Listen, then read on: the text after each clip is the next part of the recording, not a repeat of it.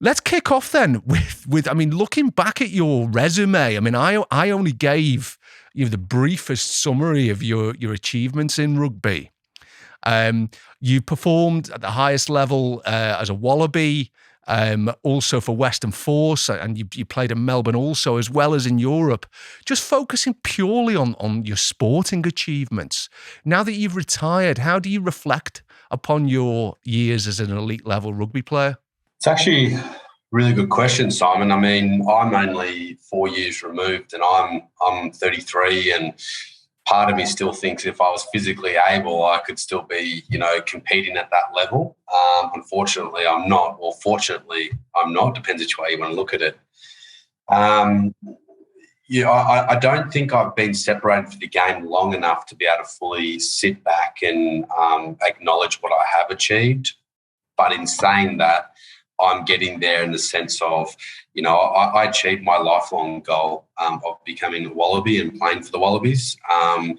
Most recently I was just at my mum and dad's place in Sydney, and, in Dad's office, he's got up my first Wallaby jersey framed, along with my Gloucester jersey, my Bath jersey, Western Force jersey, and he's also got my my Wallaby cap in a case as well, which he keeps there. So, when I go back there and have a look at that, I actually sit back and go, you know what, I have achieved my lifelong goal of becoming a professional rugby player, but also becoming a Wallaby. And times like that, you do sort of sit back, have a think, have a chat with mum and dad, and go, what I've done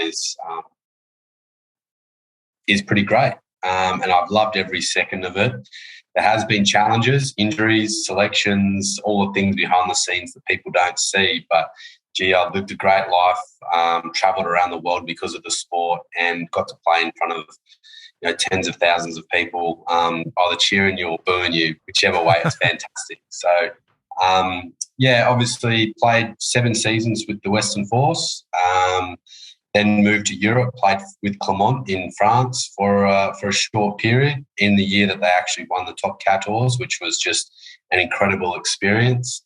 Then spent about 18 months over 2 seasons with Bath in England, which again was fantastic. Beautiful place to live, great people, and I have very fond memories of the place. And actually, fingers crossed, with travel this year, I'll be heading back there for one of my good mates, good teammates' weddings in August. So I'll be looking forward to getting back there and enjoying some time. And then on my way out, I actually came back via Melbourne Rebels for just a very short period, knowing I was going to retire. They just needed some injury cover, and I thought, why not? And that was sort of the end of my career in 2018. So it was a 10-year career, and few games and quite a few injuries later, I decided to hang up the boots at 29. Well, I'm fascinated by what you've just said about particularly that issue of big crowds, because what is it right that when you made your debut for Western Force, that was in front of a crowd of 20,000, wasn't it?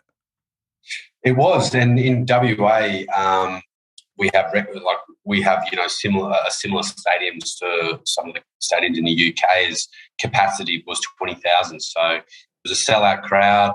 It was against the Stormers, and I came on with 15 minutes to go, and we actually David Hill kicked a field goal after the buzzer to win the game, and that was the first game the Force had won that season. So it was a very memorable moment in front of a fantastic crowd. They call them the Sea of Blue over here, Simon. It's just a crowd of blue, and they're the most loyal supporters going around. So big shout out to the Sea of Blue fans.